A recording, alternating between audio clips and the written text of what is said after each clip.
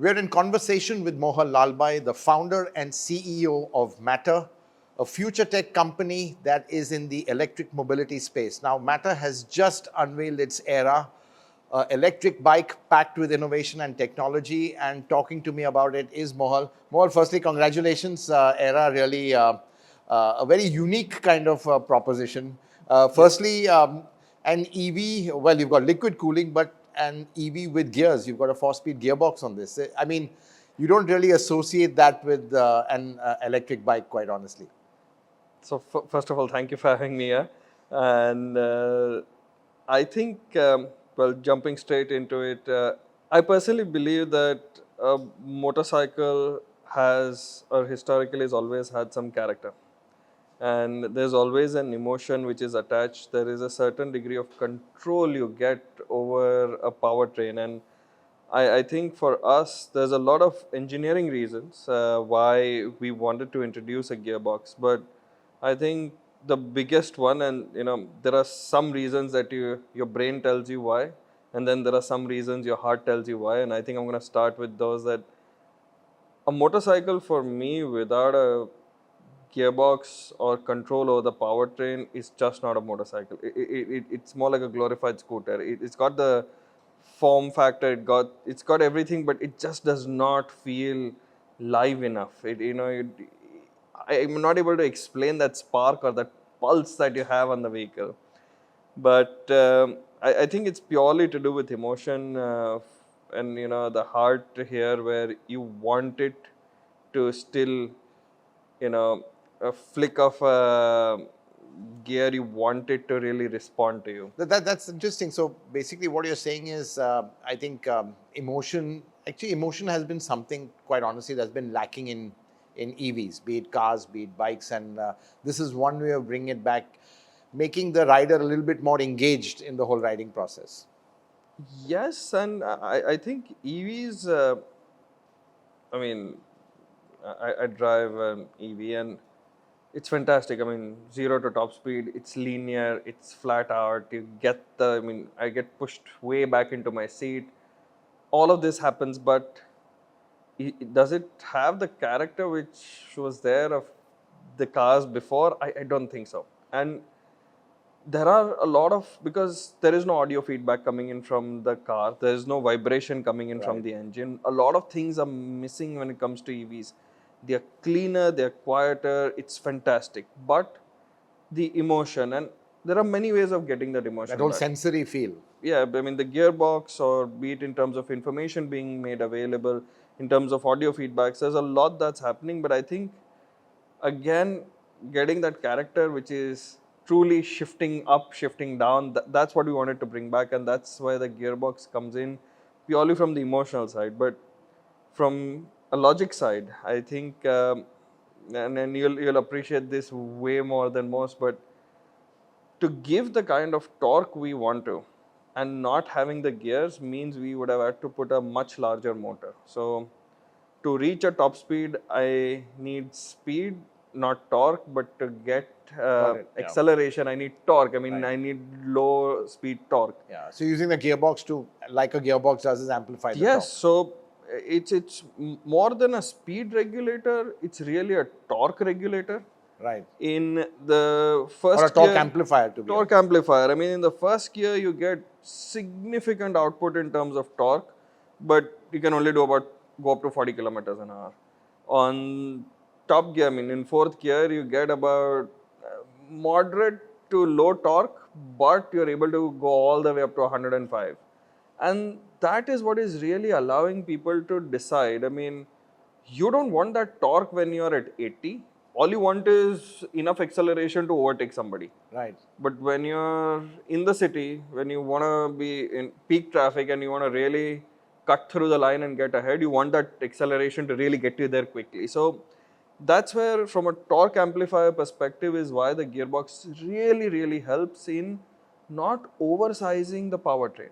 Right. And what most people don't realize is that if the motor is larger, the battery pack proportionately becomes larger. Think of it as a 2:1 ratio. Right. for every unit of power your motor has, the Half battery of has that. to be about at least half. And that is where I think if the motor becomes larger to meet the performance, the battery becomes larger, weight increases, cost increases, and it just does not make But wouldn't you sense. say the gearbox also increases a bit of weight and complexity and cost as well? Oh, it does. Oh, it does. It does. I mean, it's not that the gearbox is light. It's about 15 odd kilograms in all. But for those 15 kilograms, I think I'm saving on about two, 2.5 kilowatts of battery. That's yeah. The cost associated with that, the Right. cost of a larger motor, larger electronics, all the expensive stuff Right. doesn't need to get increased. Got it. Got it. It's metal which increases, and that's a fair trade-off that I think over the last 5 years we've tried multiple iterations of this to reach at this sweet spot. Right. That for this given motor, for this given gearbox, we are able to achieve. And I mean, if you get it done right, you'll probably be doing a 0 to 60 in 5.1 seconds. So I think that's decent acceleration going through the gears that you're really getting from the bike. And tell me, switching to, I mean, liquid cooling, Yep. again, something which is pretty, let's say you pack that in as well. Again, obviously the benefits of liquid cooling are there, especially in our ambient conditions. Yep. What made you go to that? Because a lot of people, don't go down that route. It's expensive. Let's say it adds to the cost, but clearly there's a big benefit as well. So here's, I mean, there's a fantastic story in the background here. So we started in January of 2019, and we wanted to kind of make our first prototype somewhere around March 2020. And unfortunately, the pandemic hit, Right. and everything went into a lock. So we actually were able to make our first prototype somewhere in June and July that year. Everyone had to open up, we got our parts in, Got and it. we made the first prototype. Exactly 15 days driving in, one fine summer. I mean, it was still summer in Ahmedabad in Yeah. July, but one afternoon, one of the engineers wanted to take the bike out in the afternoon just to test something, and it refused to start. And everyone's wondering, it must be out of charge or something got loose. It's a prototype after all, it just doesn't make sense. And that's when eventually somebody pulled out a laptop, plugged it in to know what's going wrong, and they realized that battery is too hot. Yeah, overheated. Yeah. And that's when we realized that it was a typical use case. It was parked out in the sun where there was shade, but now the sun's moved, there's no more Right, shade, right. and it's getting hot and hot and hot. And ambience at 48 degrees means batteries inside are at 50, 55. Right. You don't want to push your batteries over 60, especially NMC chemistries, you don't That's want right. to push over Yeah. 60. Yeah. So you have a 5-degree window to start and drive. And that to drive, we don't believe in doing apologetic EVs. I mean, we are very clear whatever we give at any point of time in the day or night, you want it to deliver, it will deliver. So that day, we made a call that even in this condition, if the bike had to do 105 top speed, it would do it sustained as long as the battery would allow it to, and not in terms of overheating, in terms of the charge left. Right. Right. Because, I mean, Yeah. the faster you go, the more energy you lose, the more range you lose. But the idea here was that we took that call, and that is how the journey of liquid cooling came out. And to be honest, liquid cooling is not rocket science. I mean, engines have been using it, radiators have existed. I mean, it's not something that's out of the blue, it's not something that's never been thought of. But just making sure that the battery and the electronics and the motor get that comfort Yeah. of just something. And a good safety margin. It's a safety margin. But there's a cost also, Mohal. So I want to understand, do you think it's worth that cost? And, bike also is, we know where the bike is priced. Obviously, it's priced competitively vis-a-vis, compared to the, but do you think customers will see the value in this? You will realize that be it peak summer, winter, you want to push it, it goes. Right. It's never going to say, अच्छा, ये नहीं हो सकता अभी. Right. There's no ifs and buts. Right.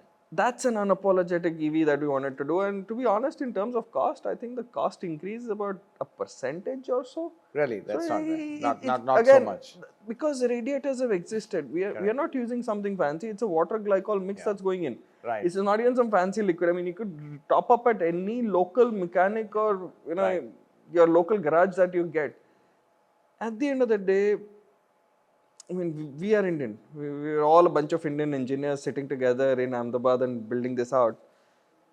We have all gone through automotive troubles in our lifetimes. Right. Everyone has. Everyone has their fair share of stories on how they got stuck and what did they do to solve it. It's a collection of those problems which also give us solutions. I could have very well used a fancier liquid coolant just to give me that 10-15% better efficiency. But then I would have eliminated the entire ecosystem that India has in terms of accessibility and comfort and convenience. Understood. So we've gone simple, we've gone to first principles and said, why is something required? It needs to be justified. If it is justified, we'll go all out and solve for it. But if it is not, it just gets dropped. I mean, like for us, sound didn't have that big a value. I mean, the gearbox and the motor always make a sound because we've never heard a gearbox. Right. Yeah. We always hear the engine. We never hear a gearbox. That's So right. this is the first time you're hearing a gearbox. Yeah, because there's no engine sound. Yeah. Exactly. And we felt this is a unique enough sound that I don't need to give a Right. secondary audio profile. And we were completely okay and comfortable with that idea. With the transmission whine, or so to speak, which is exactly. And for me, I mean, when I drove it for the first time, it just gave me Star Trek vibes. There's a electric high pitch whine from the motor, and then there's a lot of metal sounds coming in, and it is a fantastic feeling. And Mohal, just focusing more on the bike, obviously software, that's where generally startups are very strong. I even want to come later into the startup versus legacy players, how that's going. So just a little bit on, let's say, understanding the software part of it, because EVs are traditionally, in a way, computers on wheels. There's so many electronics, there's so many systems, so many parameters. But has this all been developed in-house? I mean, is that really where... 100%. Because, again, cells, magnets, semiconductors, unfortunately, we don't get these three things in India at this point in time. We are hoping very soon things will start changing. But barring that, the entire product built by us in this country, because I strongly believe, and kind of linking a few things back here, historically India has gotten technology from outside of India as far as automotive is concerned. I mean, we had the Hero Hondas and the Vespas and the Suzukis and Yamahas. Everyone's given technology in some way or form to us. Some of those bits of legacy we still see being sold today out on the road. And when you talk about electric, the journey for everyone is fresh. It's a clean slate which started with the Tesla Roadster, is how I would put it in 2010. The start line has been redrawn in a way. It's been redrawn. So what I'm seeing here is that all of those companies, I mean, those engines that we got from, let's say, international partners, they had been established 50 years ago. Yeah, that's right. They were already polished, perfected. And engines have a long life cycle. And those maybe were 20-year life cycles, Those were the ones which were brought into India. Now, when electric has been started only a decade ago, everyone's still solving for their home markets, everyone's still solving for different segments. Mass market India, sub $2,000, $2,500 is on nobody's mind right now. Nobody's looking at mass market EVs, especially motorcycles, or people are not looking at, I mean, we can discuss four-wheelers. I mean, we have seen what Tata has done. I think they have now 4 products in the sub Absolutely, 4 products. They've just dominated this market. Like, it used to be Maruti was dominating the overall market. Now you just take EVs, they've gone ahead of everyone. And if you look at the EV spectrum, how many vehicles are there below 15? And above 15 lakhs. Above 15 lakhs, we have way more than below 15, but below 15 is where the market is today. And we realize this, that nobody's going to solve the mass market problem for us. That's an India problem. Right. And I think we Indians are best So that's suited. a huge opportunity as well. And I feel that we understand enough technology because we've been making the same technology for people outside Right. in fancy R&D centers in the country. Why can't we just solve our own problems? Right. So Paul, that's a good point. I want to touch upon the indigenous capability. Okay, one is people, talent. Seems to be quite a, that's something which is a challenge for everyone. How do you source these people? Is it about reskilling them, about training them? Do they exist? Are there people you get from the electronic sector or even software side where we are inherently strong? Because as you say, we've been sweatshops for so many people, across the world, so many companies across the world. And, again, as far as other the supply chain, still very underdeveloped from a, let's say, EV point of view. But as you said, except for the real critical components, everything is available here. Do you think these are the things which really are going to define success going forward? So, well, I mean, I'm a very strong believer of controlling design Right. because that is where your edge from a product to features to, and I mean, be it hardware or software, controlling design means you know exactly what you're putting inside. The product design, yeah. Everything, be it the electronics, be it the suspensions, Yeah. be it the wheels, wheel rims, anything that goes on, you should be fully aware of what's going on. If it's a black box, that becomes a problem Yeah. because then you're not sure how it operates. And we are a team of 600 people today on the core R&D side, and everyone's from India. Has it been a challenge sourcing the talent, or is it there? It took us 4 years to kind of get everyone under the same roof, but well, it's a journey and the evolution. I don't particularly think it's a challenge. India already has the talent. Right. People are working for MNCs out of India. People are working in remote offices for some international companies in India. These are people who have had tremendous engineering experience solving Europe and North America's problems. But does the innovation come out of here, quite honestly, or is it, I think innovation's in our DNA.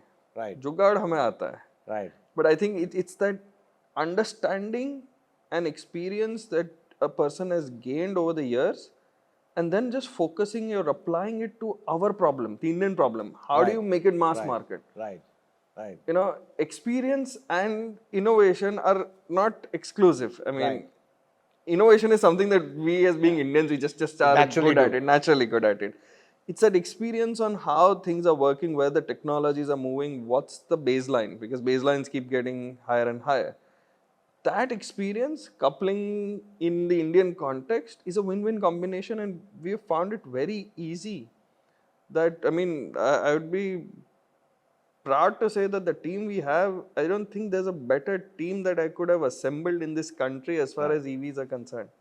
Fantastic. And tell me, how do you see the supply chain developing? Because you just mentioned that, apart from the other critical components, semiconductors, rare earth materials for the magnets, and obviously the cells, which is really the secret sauce. Everything else, we've got a pretty good supply base. We've actually got a fantastic supply base. So I think 80% of our parts come in from within Ahmedabad. Wow. So, well, we have the Sanand GIDC, Right, I right, mean, a bustling hub in That's right. automotive, Yeah, but everything that we want is practically available inside the country, barring some raw material, I mean, the cells, magnets, and semiconductors. I don't think the ecosystem is a problem. I don't think the skill set is a problem. It's just that scaling up has still not happened. So you don't see it as an ecosystem. right. Everyone knows what they have to do and how do they have to scale up. It's only a function of actually somebody saying, hey, I've arrived, I want X numbers month on month, this is what needs to be done. One person can't change the ecosystem. You need enough Right, people, you right. need that momentum building in, So because it will happen, I think. There'll be a tipping it's point. inevitable. It's Right. inevitable. But tell me, Amol, the critical components. Let's just talk about lithium. Yeah. One is as a raw material, even from a refining point of view. I mean, 80% is sort of done by China. It's rare earth materials also are difficult.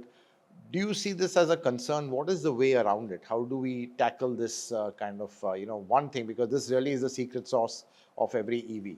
Frankly, it's down to lithium. Do you think there are going to be other materials? People are talking of sodium, but that's quite heavy. Do you see breakthroughs in alternate materials, happening, or will it, be kind of just trying to optimize what's available right now? So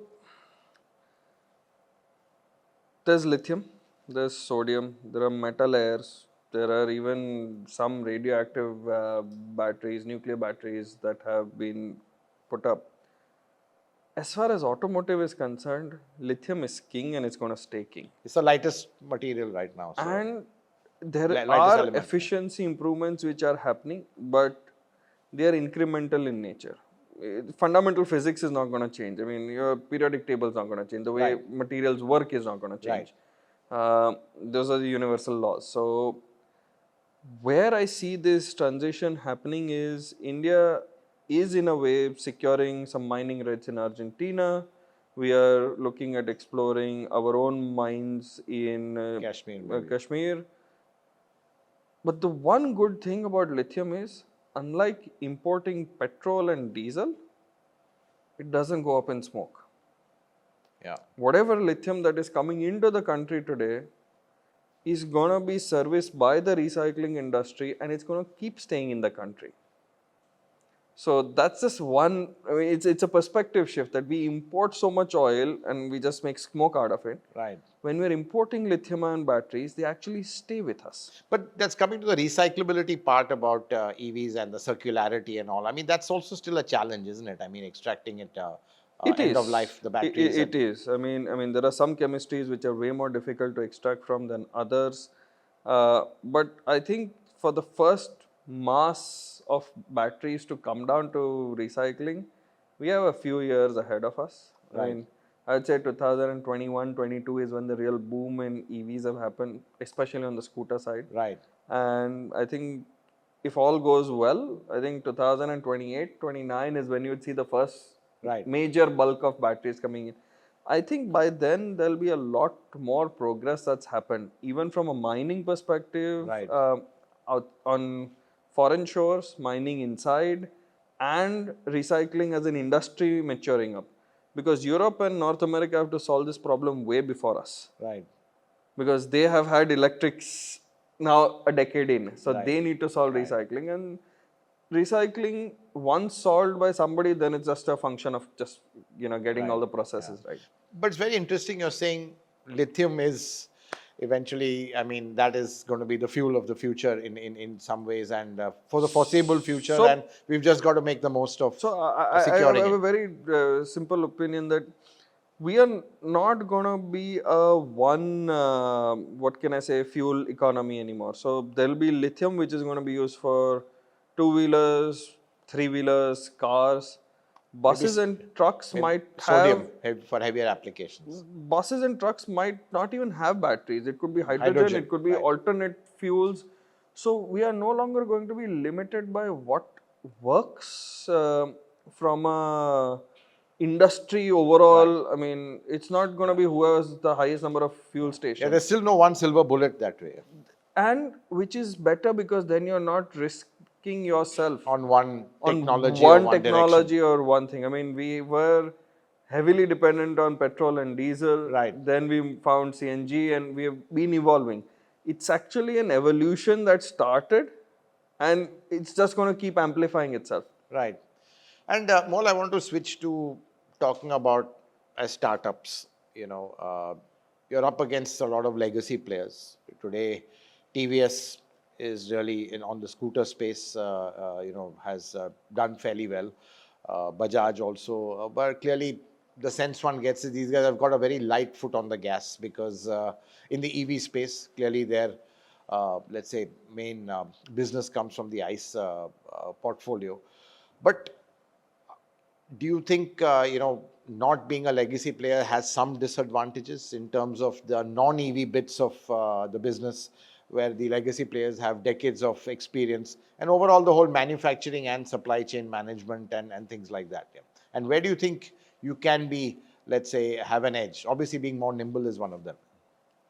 No, I think for me, the benefits of not being an auto guy at all are far greater than had I been an auto guy. And the reason is that today these vehicles are more semiconductor than metal. Right. I mean, there's no engine blocks, there's no metal working, there's your casting processes have come down. I mean, you're spending more time trying to figure out what that small green silicon board does and how does it Right. operate. So you're actually thinking more from a smartphone on wheels concept rather than wheels which are electric. So that mindset alone, I mean, that's one of the reasons why I even thought that it is possible to introduce a fantastic touchscreen and infotainment module onto a motorcycle. Right. I mean, the simple thought that, hey, everything's running on a PCB. There's very little of what originally a motorcycle is. I mean, yes, you have the frame and you have the suspensions and the wheels. But when it comes to now batteries or electronics or the motors or the way your wiring harnesses are, I mean, historically motorcycles ran on minimal wiring harness. They still run on it. Right. And now I have some 900 meters of cables going across the board. Wow. It's a lot of cables everywhere. Right. Now suddenly you're thinking, okay, this is no longer a motorcycle where the engine was the core and you built around. Now it's suddenly all electronics, which you're really propping them on wheels and driving them around. So that is where I think the ability to control your software, the ability to control your hardware, because at the end of the day, and this is something that has happened to a lot of people in the US, that tier 1s ended up making more money than the OEMs because the OEMs had no ability to control their software and hardware. Right. And that is where I think we have a clear advantage because at the end of the day, making money is the end objective. I mean, we are in a capitalist society, so we're here to do a business. So and this is a very capital intensive business. You have to have the right exactly. margins. And I don't believe that just burning through cash is the way to survive in this. Right. I don't think the Indian consumer is that gullible. I think we are very smart. We know exactly what we want. That's interesting, but I want to ask you, the general view is that EVs right now, despite, taxation benefits, fiscal benefits, just the cost of the batteries, etc., EVs mean little or no profits or even a lot of cash burn. I mean, how is your business model, kind of, let's say, structured? So, so for us, we were trying to solve for three things, and three things that we believe are really stopping mass adoption. It's the upfront cost, the performance, and the reliability. Now, not charging infra. No, and that's interesting. Or range. No, well, performance is range in a way, but you're saying but charging performance for us more like ये fly or chutney चाहिए. Right. When two people are sitting, it should not really struggle to go up a flyover. We're talking about core. I mean, and performance for us meant ki range to a certain extent, because when you're really, really talking two-wheelers, and this is the part I think that gets missed upon most, is two-wheelers can get charged off a regular 5 amp socket, your bedside socket, where you're charging your phone from. Not even 15 amp. Not even 15 amp, 5 amp socket. That means that the infrastructure is already in place. Right. We have to start thinking in that sense. The infrastructure is already there. It's not like a car. Yeah, I mean, you have more than enough sockets in this room out here where I could charge it. So, a car needs minimum 15 amp and then 7 kilowatt, 11 kilowatt, or whatever you want to end up installing. Two-wheelers, and the batteries are much smaller, so even if it's a slow charge, you'll get it. So, the era, even at the worst case, you're about 5 odd hours. So, right. On a 2.23 kilowatt charge. 1 kilowatt charge, 1 point odd, 1 point something. So, because our battery is only 5 kilowatt in its total capacity. So, 1 point something kilowatt, 5 hours, you will go from 0 to That's 100. interesting. So range, I mean, in charging infra for bikes. Charging infra is not a concern, but when you talk about upfront cost, performance, and reliability was very clear, and I think that's where the liquid cooling comes in. That's where our choice of vendors and the way we have designed it, tested it, spent years trying to break it. I mean, all of that counts. But the upfront cost is something that I think I can talk a bit more on. Yeah. When we look at the market, we are looking at about between the 150 to 200 cc, because I can't really equate an EV to an internal combustion. My torque is always going to be better, but my top speed might not. So Right. it's not an apples to apples comparison. But when I talk about the 150 to 200 cc segment, of late the prices have gone up significantly. I mean, we are talking on an average of between 1.5 lakhs to 1 lakh And 85. driven largely by emissions also, emission regulations. Emission regulations, we have had the BS6 right. coming in. So Exactly. a lot of things have contributed to this. And on top of it, even there's been a natural thrust in the market of people moving from 100 to the 125 cc segments, because now that's the Right. largest growing segment. I mean, India is a very aspirational country. That's interesting. So you see the delta between ICE and EVs coming, the gap reducing with all these And factors. so again, between 1 lakh 50 and 1 lakh 80 or 85 is where we see the internal combustion market. Obviously, there'll be a few exceptions. There'll be some high performance vehicles which are available for cheap and vice versa. But mass of what is being sold sits at this price point. That's where we are very clear that we wanted to be in the segment. So that's where you look at the era, our ex-showroom prices are 174 and 184. We believe that 5% above average or 10% above average is acceptable, because we have a lot more features coming in, and that's something we can ask. Right. But had I positioned this at something like 2.4 lakhs, Right. that wouldn't have worked, because that's counter to what we believe. But at this price, I mean, are you, what, I mean, if I can push you, I mean, is there a margin at this price, or is it still at a kind of, There is a margin, and one of the reasons that margin exists is because we design and control everything. We don't pay people for IP. Right. So that's what one of the We areas don't pay a lot of money out for somebody else's engineering. Right. And that is where in the world of EVs a lot of money gets lost. Right. So yeah, no, that's interesting. And just coming again back to the overall pricing, and clearly fiscal benefits are there. Yep. There have been issues with FAME, as you know, Yeah. and GST also kind of allows you to price it in this. I mean, going ahead, do you think you'll reach a point where you don't need all these subsidies, and correctly subsidies are likely to be withdrawn in, let's say, the next couple of years? So I've been a strong proponent of subsidies not being a crutch. They are supposed to be An enabler. An enabler. They're not supposed to be a crutch. Your business model cannot depend upon subsidies to survive. Your subsidies are there as a stimulus to the industry.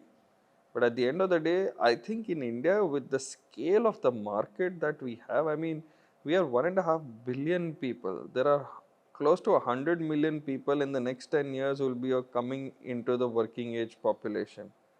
That means 100 million will need some mode of transport. I think So scale is so high that if planned properly, subsidies, yes, I would only, I mean, I've been consistent in my ask as well that the 2 years we lost because of the pandemic, 2020 and 2021, because pandemic and then chip shortages. Right. That is something, if the government could consider extending, that's the best, and that's a maximum I would actually ever end up asking. Right. So that's interesting. What you're saying is, eventually, when you all ramp up and with huge scale, you can save costs there to compensate for the yes, and eventually what will happen is cost of fuel will keep going up. Yeah. I mean, a limited resource on consuming it is not going to ever get cheaper. It's going to keep going up and Emission up. regulations will keep getting tighter. Emission regulations will keep getting tighter. Most countries will start feeling the pressure of the commitments they have made to net zero. Right. They might not feel it today, but Right. they will feel it. I mean, India is already walking that path. We are Right. way ahead in terms of what we have done. Right. And I think with fantastic policy, we will keep doing it, and we might become world ahead of our times. I mean, we might be the Right. shining light saying this is how to get it done. But overall, I think across the world, this is going to happen. And across the world, people are going to see the pressure to really move away to something cleaner. I'm not saying it will be battery operated electric vehicles. People might have hydrogen some places. People, There'll be zero emission from that yes. point. And what will happen is in some areas, extreme cases, you will still have pockets of petrol and diesel Nice, because they might not have those Right. options of So one thing fuel. good, I mean, in a way, India hasn't given an end date to the ICE engine the way Europe has or other markets have. So I think we will see a longish transition. I think in India, putting an end date doesn't make sense. Right. I really don't think an end date makes sense in India because being very practical, we have run all kinds of fuel at the end of the day, and with so many mouths that actually need to be, I mean, fed per se in terms of mobility needs. Exactly. I mean, affordability becomes an issue across Yes, strata. and that is where you will always have the full spectrum coming in. I mean, Right. there'll be ideas of swapping batteries and finding cost points there. There'll Right. be fixed battery packs. There'll be hydrogen. There'll be sodium. There'll be hybrids in leasing and financing. We are creative enough to figure out a way to make everyone comfortable. Right. And I think in that mix, saying that petrol needs a deadline, I think just by economies, petrol will find its own niche eventually. Right. Small area where it'll have Coexist. to sit. Yeah. Right. Fantastic. Mohal, this is the last question. I want your outlook on the, two-wheeler EV market. Scooters, pretty high penetration right now. I think it's about 5% or if I'm not mistaken. And, motorbikes much less. But overall, how do you see the market panning out in the next, by the end of the decade? I think the government set out targets at about 30 odd percent overall electrification. I think the revised numbers on two wheelers might have been much higher than that. Yeah. But I think India is a motorcycling country. And I believe India is a motorcycling country not because India has, I mean, it's not because people travel a lot on large distances. It's just that India loves its SUVs. And motorcycles are the SUVs of the two-wheeler world. So, in that sense, we have always driven on motorcycles since they were introduced in the mid 90s or the early 90s. And I think motorcycles electric have been a market which is significantly underserved. Yeah. There is a supply gap which is a problem so acute that I mean I can't even describe the pent up demand that is there in the market today. I mean, I've heard motorcyclists moving towards electric scooters because they wanted to and had no option. Right. I mean, I've rarely heard a motorcyclist move to a scooter. I mean, that just does not make sense. But I've seen this happen, I've heard this happen, and once unlocked, I think this electrification number on scooters will go up because scooters and motorcycles are not a competing entity. Right. Yeah. It's a function of coexisting. And very different use case situations. So, as scooters have come up, there has become pent up demand for motorcycles. As motorcycles start becoming available, the conversation around electric will really amplify, and then scooters will go higher and motorcycles, and then it's two to tango kind of thing just to get to that penetration. But what is your, what do you think? Do you think in time with, as you said, with proper supply, proper choice, more players in the EV motorbike market, I mean, there are very few right now like yourselves. Do you think in terms of numbers, motorbikes and scooters could be similar? Because electrification right now appears to be lending itself to scooters better for these very small intercity commutes, packaging, all that sort of thing. I think that's because they are the only ones available. Right. Do you think it's really a function? There's not enough choice in the. There's actually no choice. You know this better than most. I mean, yeah, that's right. Absolutely. you know this better than most. That there are no electric motorcycles. there's not enough options. I mean, in scooters, I can go through your website and I'll go through pages and pages in terms of variants and offers. And all the low speed stuff as well. Everything, right? And when I look at motorcycles, I mean, I don't think I get through more than three lines or 4 lines. That's where it ends. Right. So I think I would still believe that the market is not gonna. I think the market's gonna stay in terms of ratios where it is. Right. Motorcycles to scooters, and it's gonna be purely a function of time where motorcycles are just a late entrant to the party. Right. That's the way to look at it. And last question, Mohal, Matter's point of view. What can we expect in the future? Can you share a bit on the product side? What you know? So obviously I definitely. So we positively believe that 100 to 200 cc is what needs solving in this country. Right. So we've started with the era which we are putting in the 150 200 cc bracket, which is a plug-in only, and you'll see a few variants, in terms of battery sizes and in terms of performance across this vehicle. But our next big platform that we're working on is the 150 and below. Right. And that's where it's swap in and plug in. So you'll have some swappable solution. Yes, because I strongly believe that if I could offer a 1 lakh rupee bike with the battery and 70,000 or 65,000 without, that's something that's going to become a very interesting proposition, because bringing down price point, and that's what I said, it's a function of financing, it's a function of all of these things. How do we mix and match it to really, really drive adoption? Because our core idea is solving for upfront costs, performance, and reliability, and we will stick to these three things. I mean, this is what. It's very boring. It's not sexy. It's not fancy. The fanciness we are kind of giving in terms of features on the product, but we really want to solve basic things first. Right. I think those are the ones which have been overlooked, which have been missed, and that's why consumers at some point really didn't trust this industry. Right. Yeah. Exactly. And I think the first point is to build that trust with the consumer, saying, "Jo dikhta hai wo milta hai." Right. Then we are okay to play with the world in terms of fanciness. Well, Lalbhai, real pleasure talking to you. Thanks you so very much. Wish you all the best. It's a really exciting journey. I think everyone knows that electric mobility, that is the way forward. How fast it happens, again, a lot of variables over there. But with companies like Matter really taking a lead in innovation and looking at multiple segments, especially in the motorbike space, I think the future is very exciting. Thanks again for talking to us. Thank you so much for having me. Thank you. Thank you.